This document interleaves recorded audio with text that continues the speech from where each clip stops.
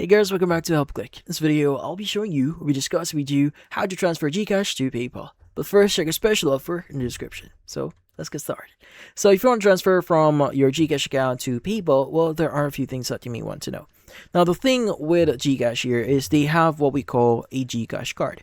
Now, a GCash card here is required in order for you to make transfers from your GCash account into PayPal, because this is the only method that you can actually use as of right now, since PayPal and GCash hasn't made any official collaboration that allows you to directly connect your GCash. So again, this is the only way for you to get or make the transfer. So if you don't have like a GCash card yet, typically inside the GCash app, you could just click on cards, choose the order a GCash card option, and just choose the order a card.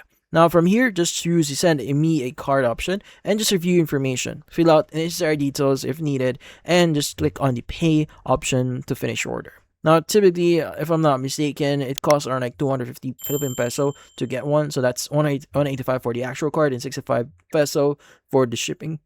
But once you've done that, it normally takes around like a week or two in order for, before you can actually get your card. But once you do get your card, typically you just need to link that into your PayPal account.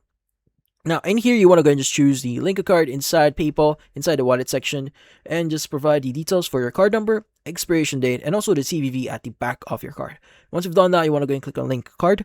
And typically, once you do link your GCash card into PayPal, it would cost around like 65 to 50 Philippine peso. That's just $1 for PayPal, and typically that's a way for them to test that, hey, this card actually exists. Now you don't have to worry, they would refund that afterwards. But in this case, once you've added your card, you could go and just choose your PayPal account as a payment method at the checkout page, like for example on Amazon or whatever here.